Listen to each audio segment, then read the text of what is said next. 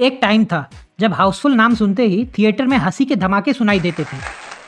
2010 में अक्षय कुमार ने कॉमेडी का एक नया एम्पायर शुरू किया था, पर 2025 तक आते आते वही एम्पायर गिर गया। जोक्स पुराने हो गए और कॉमेडी क्रिंज बन गया। आज हम देखेंगे कैसे हाउसफुल 1 से लेकर हाउसफुल 5 तक ये फ्रेंचाइजी, जो एक टाइम पर लाफ्टर का किंग थी, अपनी ही जोक्स के नीचे दब गई। The birth of Bollywood mad comedy universe. 2010 Sajid Khan plus Sajid Nadiadwala plus Akshay Kumar, ये ट्रायो ने मिलकर बनाई एक ऐसी कॉमेडी जो लॉजिक नहीं मैडनेस में जीती थी। हाउसफुल 1 एक सिंपल फॉर्मूला पर बेस्ड थी। Confusion plus chaos plus coincidence is equal to comedy. Story simple थी। Akshay Kumar unlucky in love, mistaken identities, over the top reactions और दीपिका, लारा, जिया जैसे ग्लैमर बॉम्ब स्क्रीन पर थे। लेकिन मैजिक क्या था? कॉमिक टाइमिंग, अक्षय और रितेश की केमिस्ट्री, चंकी पांडे का आखिरी पास्ता और बोमन ईरानी का एक्सेंट्रिक फादर रोल।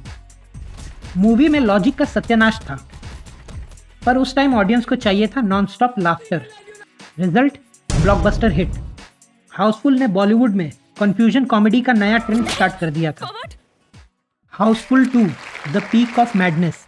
2 साल बाद आई हाउसफुल 2, जहां सब कुछ डबल हो गया।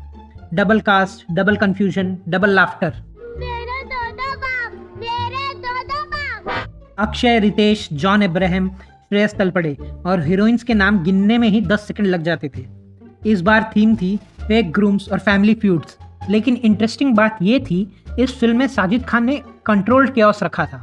हर कैरेक्टर का एक क्लियर कॉमिक आइडेंटिटी था और डायलॉग्स जेन्युइनली फनी थे। अंदर के जानवर को बाहर निकालो। हाउसफुल 2 ने बॉक्स ऑफिस तोड़ दिया। एक कॉमेडी एंसेम्बल हिट जो ऑडियंस ने बार बार देखा। ये फ्रेंचाइजी अपने पीक पर थी। साजिद खान प्राउडली बोलता था, मुझे लगता है मैं कॉमेडी का किंग हूँ। और सच कहें तो उस वक्त ऑडियंस भी अग्री करती थी। जय Bhadrakali. Housefull 3 the first crack in the empire. लेकिन हर एम्पायर में एक दिन दरार आती है। 2016 में आई हाउसफुल 3। इनिशियली इस मूवी को साजिद खान डायरेक्ट कर रहे थे, बट मिडवे उन्हें फरहाद सामजी ने रिप्लेस कर दिया था due to me too allegations. उन्होंने सोचा let's make it bigger and louder, पर louder doesn't mean funnier. Housefull 3 में स्टोरी थी 3 कपल्स, एक स्ट्रिक्ट फादर और फेक डिसेबिलिटीज। अक्षय कुमार है wheelchair bound, Riteish pretends to be blind, Abhishek mute. Comedy के नाम पर मॉकरी शुरू हो गई। जोक्स रिपीटेटिव थी, पंचलाइंस आउटडेटेड और इमोशंस नॉन एग्जिस्टेंट। हाउसफुल 3 ने पैसे ज़रूर बनाए लेकिन दिल नहीं जीता। ये वो मोमेंट था जब फ्रेंचाइजी का सोल कहीं खो गया था। साजिद खान के बिना मैडनेस मैकेनिकल लगने लगा। Housefull 4 the fall becomes official.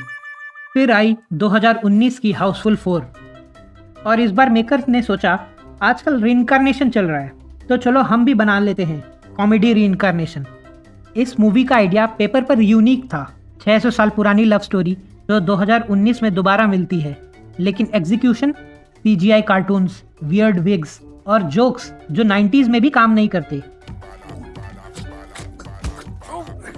एक सीन में नवाजुद्दीन होता है एग्जॉर्सिस्ट, दूसरे में अक्षय कुमार 1419 के किंग का रीइंकार्नेशन और तीसरे में एक डोंकी भी रोमांटिक सबप्लॉट में आ जाता है। Audience confuse, critics angry, memers happy. Housefull 4 became a meme gold mine और यही था डाउनफॉल का पीक। क्रिटिक्स ने कहा ये कॉमेडी नहीं टॉर्चर है। अक्षय के फैंस भी डिवाइड हो गए, कुछ बोले नॉस्टैल्जिया, कुछ बोले embarrassment. Housefull 5 the desperate revival attempt. Housefull 5 comedy का दी एंड। प्रॉब्लम यह है 15 साल बाद भी same jokes, same tone, same stupidity repeat कर दी। बस सेट बदल गए, लॉजिक गायब हो गया। कहानी की शुरुआत एक बिलियनेयर के क्रूज से होती है जहां वो अपनी लास्ट बर्थडे सेलिब्रेट करता है। फिर 3 जॉली आते हैं क्लेम करते हुए कि असली वारिस वो है। बड़ी कास्ट, बड़ा सेट, बड़ा बजट, 225 करोड़, पर रिजल्ट एक बड़ा हेडेक। ऑडियंस को लगा जैसे 2010 की स्क्रिप्ट को 2025 में माइक्रोवेव करके सर्व कर दिया गया हो। फिल्म में 2 अलग वर्जन्स रिलीज हुए, 5A और 5B। मतलब मेकर्स भी कंफ्यूज थे कि कौन सी एंडिंग थोड़ी कम बकवास हुई। एक टाइम था जब हाउसफुल में कॉमेडी नेचुरल लगती थी, अब वो फोर्स्ड लगती है। हाउसफुल 5 एक परफेक्ट एग्जाम्पल है कि कैसे सक्सेसफुल कॉमेडी सीरीज थक जाती है, क्योंकि मेकर्स कंटेंट नहीं फॉर्मूला रिपीट करते रहते हैं। ऑडियंस बदल गई है पर उनका सेंस ऑफ ह्यूमर अब भी 2010 में अटका हुआ है। Why Housefull failed? तो डाउनफॉल के मेन रीजंस क्या थे? Let's break it down. Repetitive formula, हर पार्ट में वही confusion, mistaken identity, loud acting. Audience ने फील किया सेम डिश बार बार सर्व की जा रही है। Number 2, outdated writing.